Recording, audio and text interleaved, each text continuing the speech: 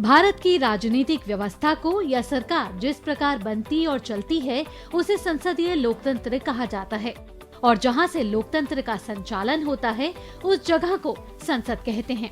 संसद में सर्वोच्च शक्तियां निहित हैं। यह राष्ट्रपति और दो सदन लोकसभा और राज्यसभा को मिलाकर बनती है। लोकसभा को लोगों का सदन और राज्यसभा को राज्यों का परिषद कहते हैं। राज्यसभा को अपर हाउस और लोकसभा को लोअर हाउस कहा जाता है। संसद के सुप्रीम राष्ट्रपति होते हैं। राष्ट्रपति के पास संसद के किसी भी सदन की बैठक बुलाने, सत्र की समाप्ति करने और लोकसभा भंग करने का अधिकार होता है। दोनों सदनों में पास हुए बिल राष्ट्रपति की अनुमति के बाद ही कानून का रूप ले पाते हैं। सबसे महत्वपूर्ण यह है कि जब संसद का सत्र नहीं चल रहा तब राष्ट्रपति अध्यादेश जारी कर सकते हैं। अध्यादेश का मतलब यह है कि वह कानून जो संसद में पारित हुए बिना ही लागू हो गया हो। लोकसभा, जैसा कि नाम से ही जाहिर है, ऐसा सदन जहां सदस्यों का चुनाव जनता सीधा वोट डालकर करती है। राज्यसभा के सदस्यों का चुनाव राज्य विधानसभाओं के चुने हुए विधायक करते हैं। लोकसभा के अधिकतम 530 सदस्य सीधे राज्यों से चुनकर आते हैं। अधिकतम 20 सदस्य संघ राज्य क्षेत्रों का प्रतिनिधित्व करते हैं। इस प्रकार सदन की अधिकतम सदस्य संख्या 550 हो जाती है।